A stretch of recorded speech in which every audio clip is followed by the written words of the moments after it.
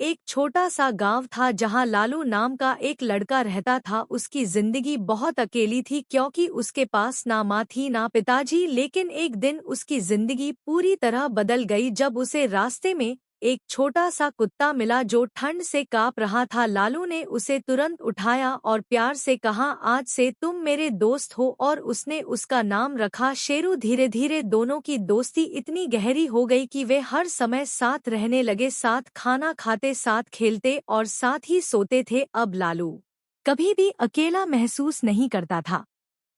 लेकिन गांव के कुछ लोग उनका मजाक उड़ाते थे और कहते थे कि देखो, यह लड़का कुत्ते के साथ खेलता है। पर लालू को इन बातों से कोई फर्क नहीं पड़ता था क्योंकि उसके लिए शेरू ही उसका सबसे अच्छा और सच्चा दोस्त था।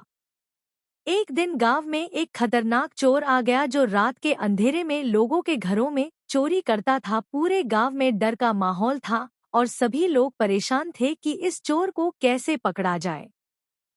एक रात जब लालू गहरी नींद में सो रहा था तभी शेरू को कुछ अजीब सा महसूस हुआ और वह जोर जोर से भौंकने लगा। उसने देखा कि एक चोर धीरे धीरे घर के अंदर घुसने की कोशिश कर रहा है। शेरू तुरंत उसके पीछे भागा और लगातार भौंकता रहा। चोर डर गया और तेजी से भागने लगा, लेकिन शेरू ने उसका पीछा नहीं छोड़ा। शेरू की आवाज सुनकर गांव वाले भी जाग गए और सब लोग मिलकर उस चोर को पकड़ने में सफल हो गए।